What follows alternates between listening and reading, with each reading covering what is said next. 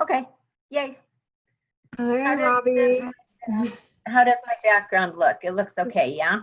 Yes, it does. Okay. We are live. Okay, oh, good. Okay.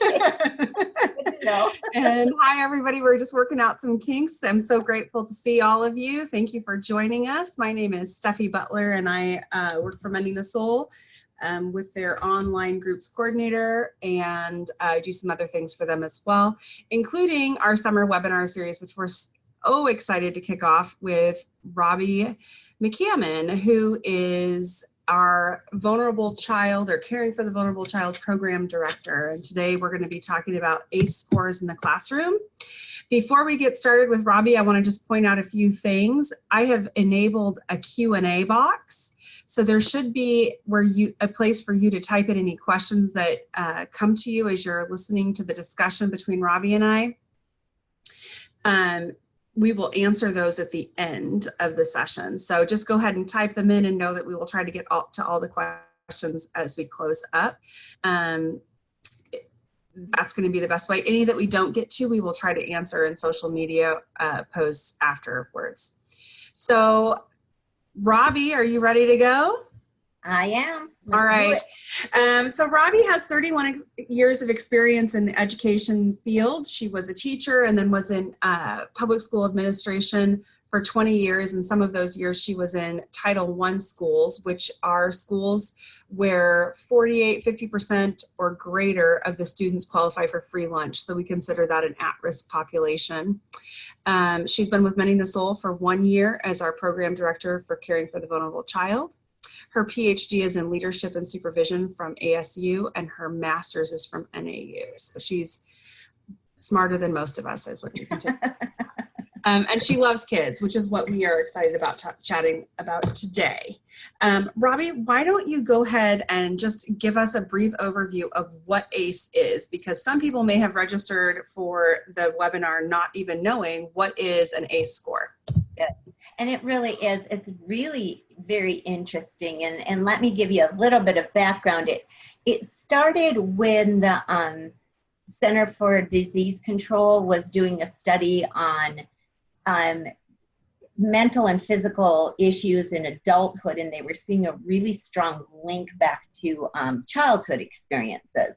Almost like what happened in your childhood was going to create this path for you into issues with physical and mental illness, or many other things that can be adversely affect you as adults. So they created an inventory, and it's called the ACE. It looks at adverse child experiences, and it looks at them in 3 different areas, which is the graphic that's up on the screen. And so it looks at abuse. So was there emotional, physical, or sexual abuse in your childhood? Look at household challenges. Was the mother treated violently? Was there any kind of substance abuse, any type of mental illness, separation or divorce, and any incarceration in the household, and at neglect, emotional and physical neglect? So it looks at those 10 areas. And what they found as the research went on, and what was found, is that when children have trauma in their lives, they actually have stress hormones that get dumped consistently into their brain, and with their little developing brains, it can have a real adverse effect on them in their later years. And really, they kind of looked at some of on the next slide, it looked at some of the things that can happen in later years. So it looked at the different suicide rate was higher, earlier death rate, unexpected pregnancies, depression,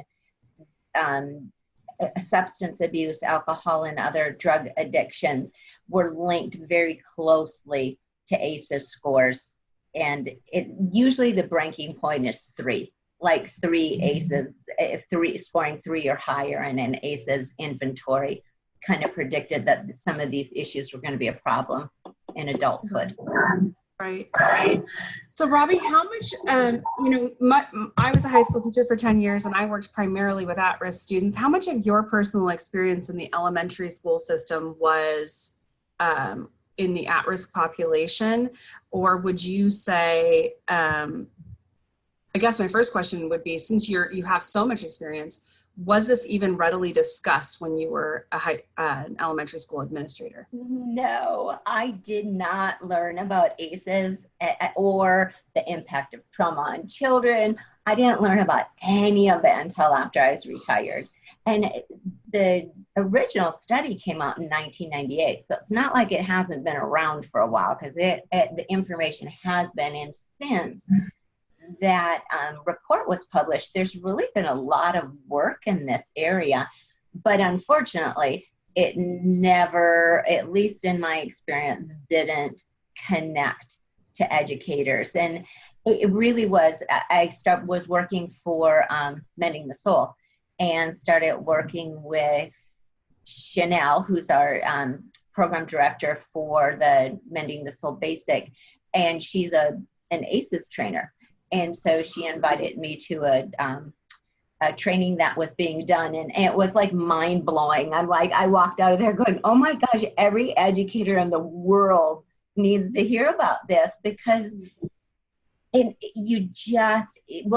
the next slide, it kind of shows you, if you look at a normal classroom, and if we use the ACEs score of 3, 22% of the people that have done the ACEs inventory, and these are from the CDC as well, these graphics, 22% have a 3 or higher ACEs score. So you figure any classroom is going to have about a quarter of their kids that are dealing with traumatic events in their lives. And it's kind of mind blowing that, these kids that you go, gosh, I just can't seem to find the right thing to help this child. It's probably because of what they're experiencing at home or have experienced at home.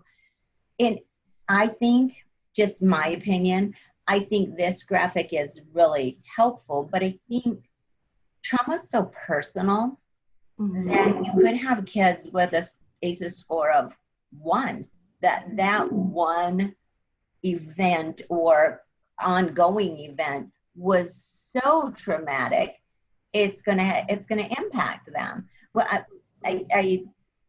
one story that I use is, we had a student when I was the principal who was in 4th grade, and over the summer he super tragically lost his older sister. He probably had an ACEs score of 0, but he was 0 or 1, but he had this horrifically tragic event that left a mark on him, that really, again, if we had knowledge of how to deal with kids with trauma, it would have made a huge difference. Right.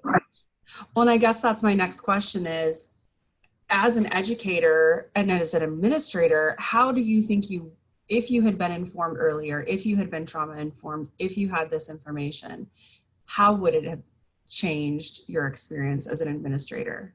Well, or as a classroom teacher even? Yeah, and I think that's important too, because probably as an administrator, most of the kids that I dealt with, there was something in their background that created the behaviors that got them to my level. So with teachers and aides and cafeteria workers and anybody who deals with children, being well versed in the effects of trauma on children would really help create that environment. And I was really lucky. I know I've mentioned this before. I'm from a family of educators. And one of the things my mom told me when I was in school to become a teacher that had a lot of impact on me is, she said, the children that are the hardest to love are the ones that need it the most. And that's the kind of educator I was. It's the kind of teacher I was. That's the kind of principal I was, because that's what I was taught. That's how I was taught. And I was also fortunate because I was in a school that believed very strongly in differentiation. And differentiation in instruction is pretty acceptable, but differentiation and management, not always as readily acceptable, because sometimes showing a student love and understanding has way more impact than taking away recess does. But it seems a little counterintuitive. So having that mindset, and like I said, I was fortunate. I was at a school, the school I was at for my last 13 years of my career, that was our mindset, is every child is different. Every child needs to be dealt with differently. But having said that, if we would have been a trauma-informed school, it would have been mind-blowing, because it wouldn't just have come down to intuition, because that's what a lot of us were just like going with what we knew and what felt right. It would be, research-based information that tells us this is what you need to do to help these students.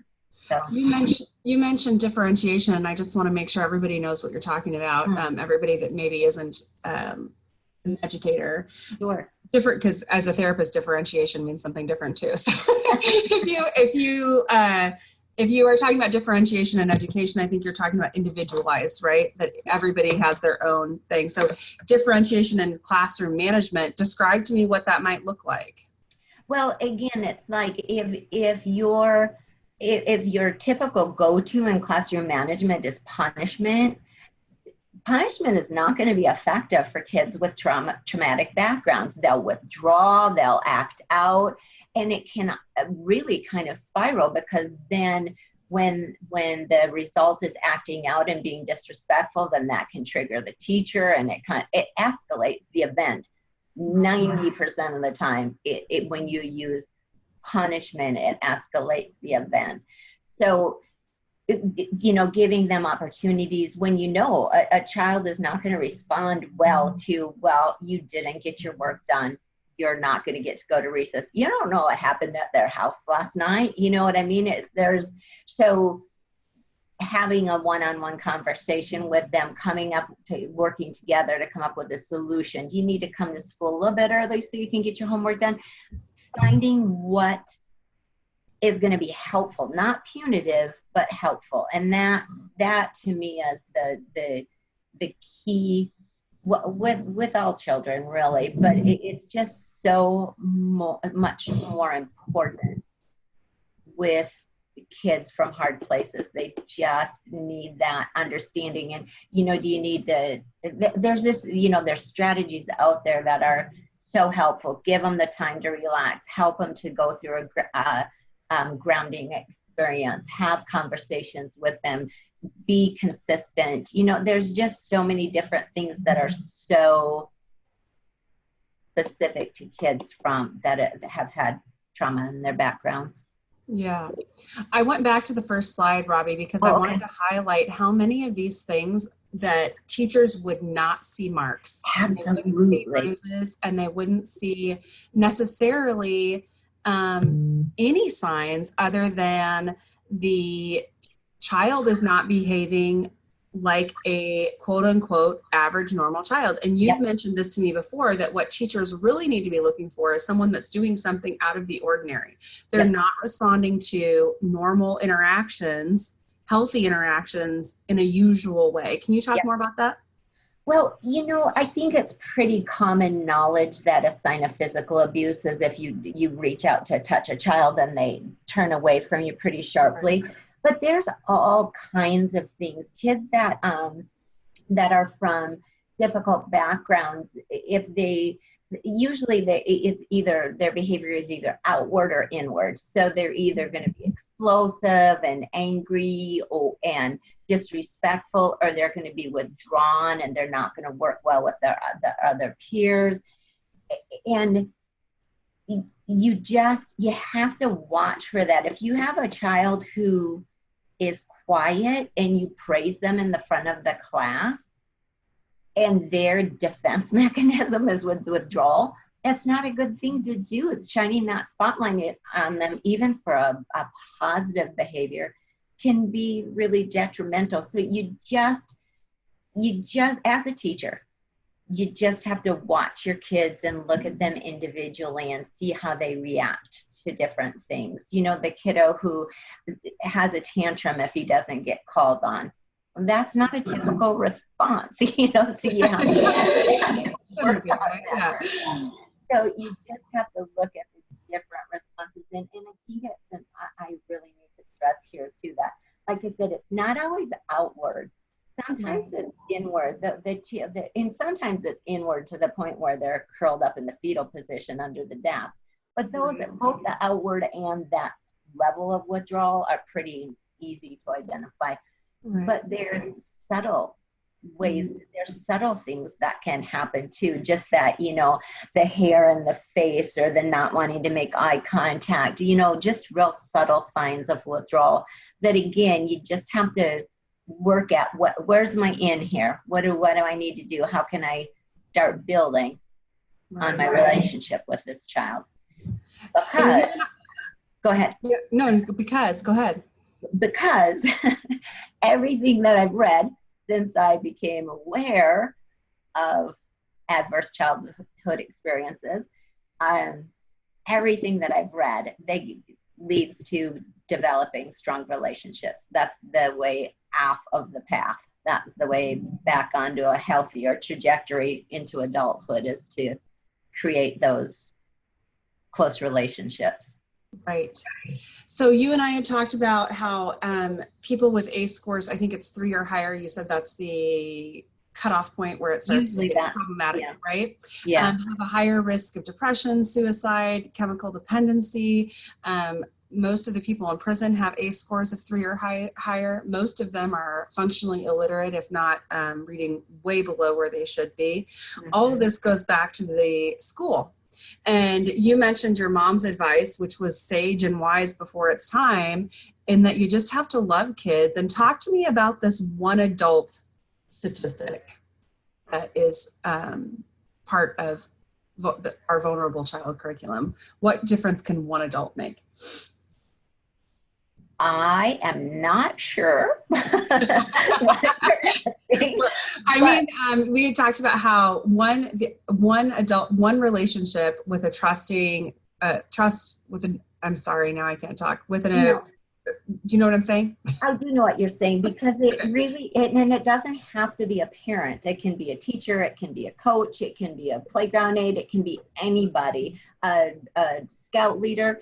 In one of the quotes I read that in the reading I've done over the last year that really impacted me as an educator is it said, you make a difference in all of your students' lives, but kids from trauma, you could be their lifeline. So it's not just making a difference, it's actually changing the course of their life. And one of the Tracy's, one of my favorite quotes that Celeste and Steve have said numerous times that I've heard, and it's in their materials, is that abuse happens in relationships and healing also has to happen in relationships. So that I think I'm saying what you had asked, is that one person can change the course of a child's life for sure. Yeah.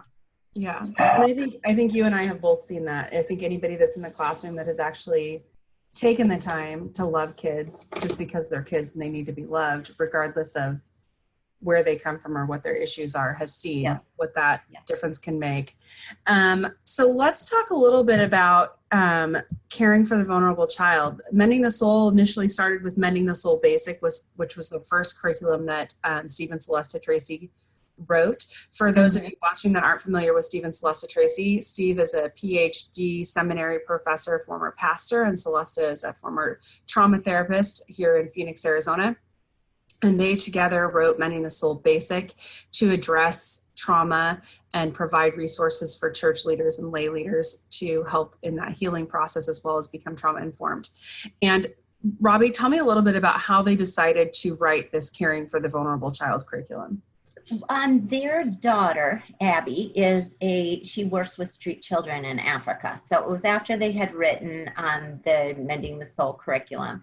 And she asked them to write a curriculum for the street children in Africa. And then along the way, they realized how impactful it could be with really all families. all children. And so then they piloted it in Phoenix and in Portland. It kind of went under some revision, and then it was reintroduced last November. So I ran a pilot group, two fantastic facilitators, and I ran a pilot group here in Mesa, Arizona. Let's see, it ended in April. So we've gone through it, and we're just so impressed with the curriculum and the impact that it had on both every aspect of the family, the children and the parents. It really was fantastic. Right. So we're hoping to see this. Tell me a little bit about how we are hoping to see it used here. Abby's using it in Africa. Where do we want to see this go? We have there's three different models. So there's a family model, and I have all the material. So there's three different pieces that parents can go online.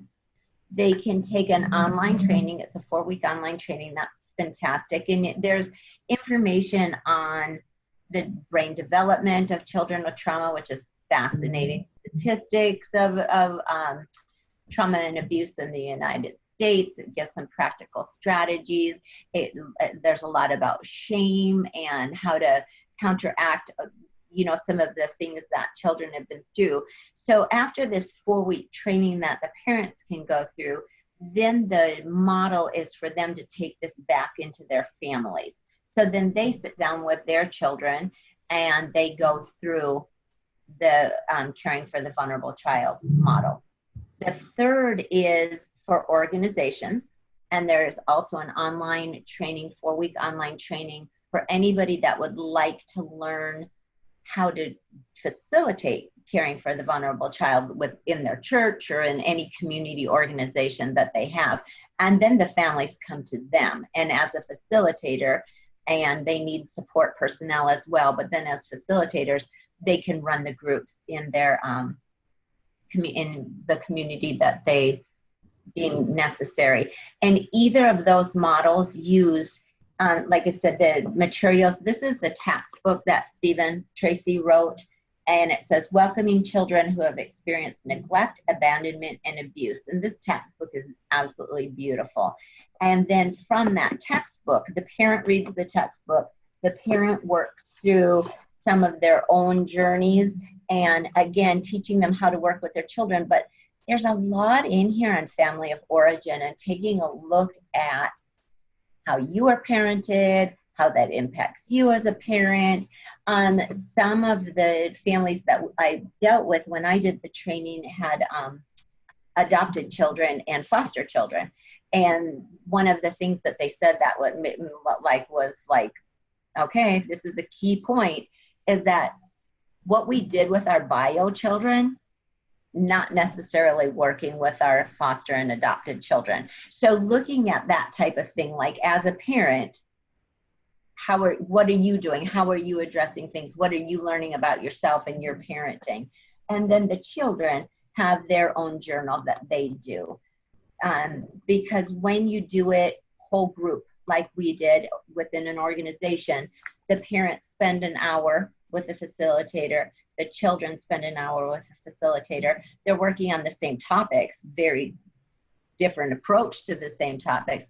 But then for the last half an hour, they come together, which is my favorite part, because the parents go into that's what we did. Our parents went into the children's classroom and they shared with them what they did during that session. So that was really powerful as well. So that's what the model looks like within the organization. And then we have just our launching teacher course, which there's a lot of current and retired teachers who work for Mending the Soul. And you can take the teacher out of the classroom, but you can't take the classroom out of the teacher. So when we started going through this, we were like, teachers really need to have this. So our online instructor developed an amazing 3-week course for teachers. And it very much like the parent course, it does a lot on the statistics in the United States on trauma and abuse, on brain development, on shame and guilt, but Beyond that, it gives some practical strategies for in the classroom, what you can do, and some specific maladaptive behaviors to look for. Because when we go back to what we were talking about with relationships, and you're like, they just need love, they just need to build this relationship. That's not always easy. It really is not. It's not an easy thing to do. So recognizing the maladaptive behaviors and being able to look beyond that, because really sometimes the stuff that happens can be super combative and offensive, and you just, as educators, it's so important that we realize that these words and actions, they really aren't directed at us. They're just a reflection of the ugliness that's happened in their past. So the teacher course is really, really fantastic. And I think it's important to note, Robbie, that the teacher course, we have 14 states who we know for sure that teachers can get continuing education hours for their recertification and licensure from taking our vulnerable child teachers course online. It's online, self-paced. Yep.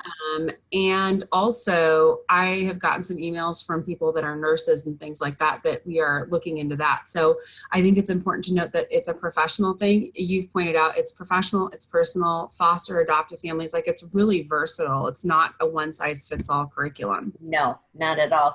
And the teacher course too does a lot on self-care, which I think is really important, because if you as the educator run yourself ragged and don't take care of yourself, you're not going to respond well to kids who push your buttons. So there's a lot about that in there as well. And the teachers, I think it would be good, whether you can get continuing education credit for it or not. I think it's a really powerful curriculum, and I would encourage people to take it.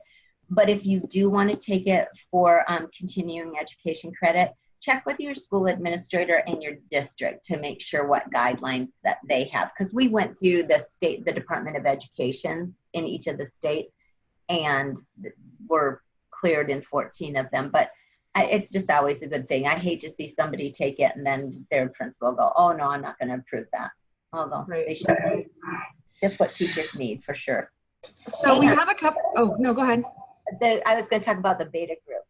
Oh, yes. Because we're just getting stuff up and going. Like, if you're an educator, you need to write this down. If you know or love educators, you need to write this down. But July 8th, the July 8th cohort, there's not going to be any charge for it, because we're trying to get people in to get a beta group going through.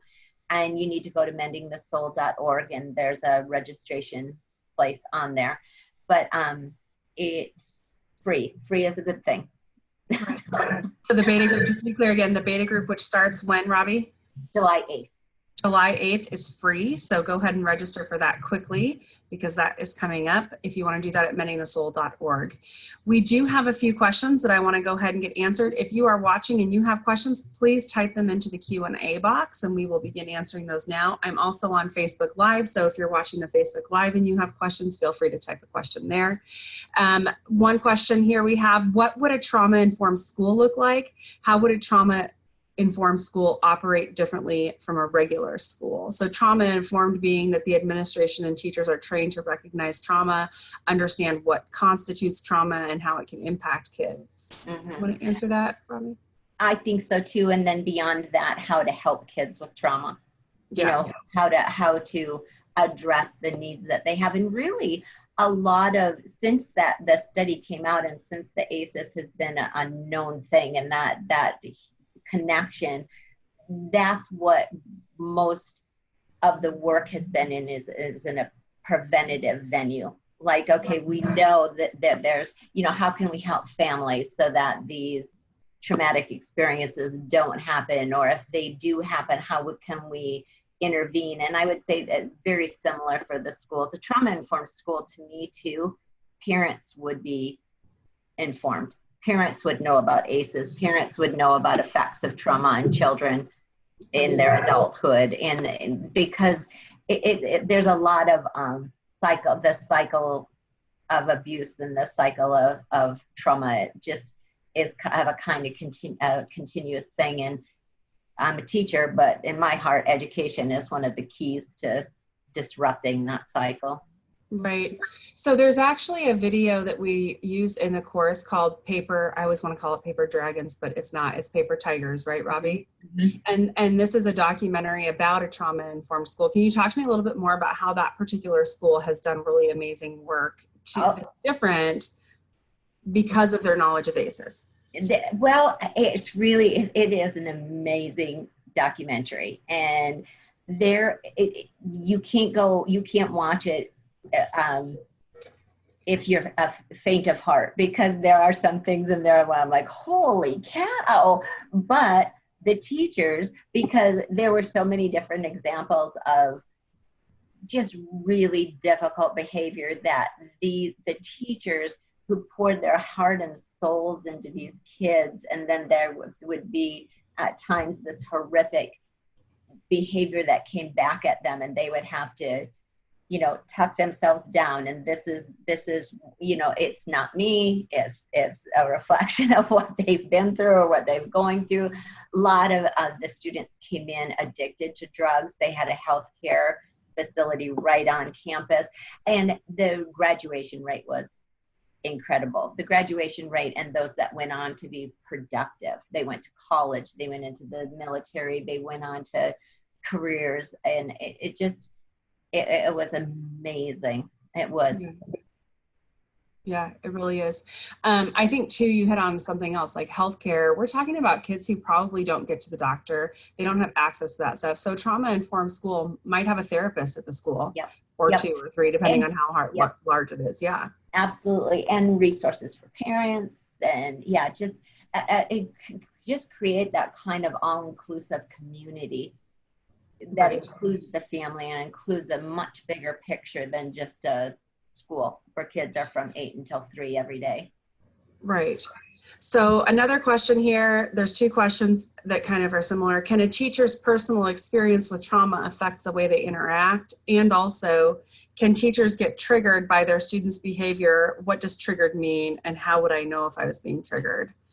I can ask, do you want me to address the triggered part and then you do the other part? So from a therapeutic standpoint, anytime we're triggered is when our nervous system says, oh, I don't like the way that feels. It reminds me of what happened way back here.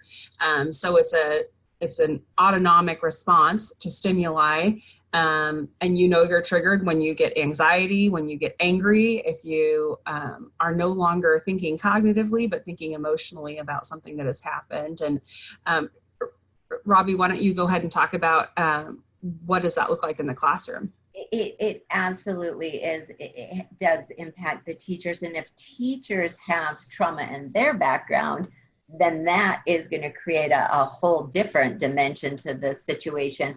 And anybody who's alive has had trauma in their background. It kind of depends on the level and that type of thing. But for teachers, one of the hardest things to learn is that the behavior is not directed at them, because teachers really, I can't even tell you how many teachers I've had in my office crying because somebody treated them poorly. And it is hard. You really work hard to help these children and form relationships, but you can't. It goes back to what my mom said, the kids that are the hardest to love are the ones that need it the most. So as educators, you can't let that personal response, you can't even let it out. Going to your principal's office and crying is actually probably a safe thing to do, because you don't want to let it out and color your response to the children through that that negative. And oftentimes this population is looking for responses that are similar to their parents, because it confirms what they already believe is true about life and relationships. And if teachers feed into that, their narrative about life is going to continue to be the same. But if they have that one adult that is trustworthy and loving, that doesn't react the same way to their disrespect and their yelling and their screaming and their hitting and sometimes even punching or rocking in the fetal position, that's when something changes for that kid. Right?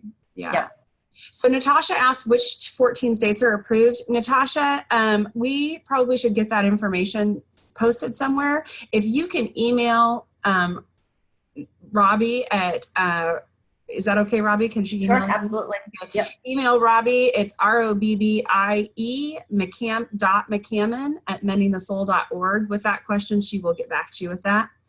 Kelsey Phillips, I love this question. I think it's so valuable. As a church, how can we support and encourage our communities, schools in becoming trauma informed? Robbie, what do you think? Well, I think that in churches, you have the personnel. My recommendation would be go to your pastor, ask them if you can get trained on the online training for facilitators, because then you're going to have the knowledge then to go back and say, this is the direction we need to move with our schools, with our communities. And the caring for the vulnerable child done in a church setting is a beautiful thing. It's a beautiful thing for the families and the children. So my response would be your first step is to get trained as a facilitator online and start a conversation with your head pastor and start getting it going in your church. Yeah, I would follow that up and say, maybe even after that, having a conversation with your principal, if not even the superintendent. Yep. A good school is going to welcome this kind of information. I would venture to guess most Title I schools are informed about an ACE score. Maybe they don't know what to do about it though, and they feel a lack of resource. But if the church is offering something for free to them, I think that's a great thing. Another question here that is interesting, and I can see how it would be a curious question. So does the biblical side of the curriculum conflict with public schools? Have we seen any conflict there? In our teacher course, we're a Christian organization and we're all Christian people that are working on this, but in our teacher course, there's less of a connection to Christianity and scripture and all of the things that are in caring for the vulnerable child, because that's very scripture based. But there's less of it in the online teacher class, to the point where I don't think there is really any kind of conflict of interest at all. I think you'll still get an undertone of Christianity, but nothing that's going to upset people or feel that it's just a religious organization. Would you describe it more as Judeo-Christian worldview values? Yeah. Okay. Perfect. Okay. Yeah. All right, that's all the questions I have right now. Robbie will stick around for a couple more minutes if anybody has any questions, but I want to address a few other things really quickly. If you enjoyed today, you can take a look at the Mending the Soul website at mendingthesoul.org/webinars/ for the remaining topics. Each topic is different. If you're familiar with Mending the Soul Basic, it might be a little bit different because not all the topics are directly related to basic or vulnerable child or Princess Lost. We are doing lots of different trauma topics to increase our net, so to speak, about the topics that we're touching. So go ahead and take a look at the link there and you'll see all the topics listed. You do have to register separately. There are on-demand sessions available so that you can get it after the airing time. And I also wanted to talk about our donation, the giving link that is on Mending the Soul's website. Mending the Soul is a nonprofit organization. Sales of our books, which are beautiful and well-written and well-researched, do not fund Mending the Soul organization and its cost of being run. So all of our employees and all of our online information and all of our curriculum have to be developed, and that costs money. Also, when you buy a book, you are supporting scholarships for people in Africa and the US to go through our curriculum and our groups. So if you're interested in donating and supporting that, you can find more about that on mendingthesoul.org under giving. I highly encourage you to consider that if you believe in the cause that is Mending the Soul. I think we have one additional question, Robbie. No, we don't. All right.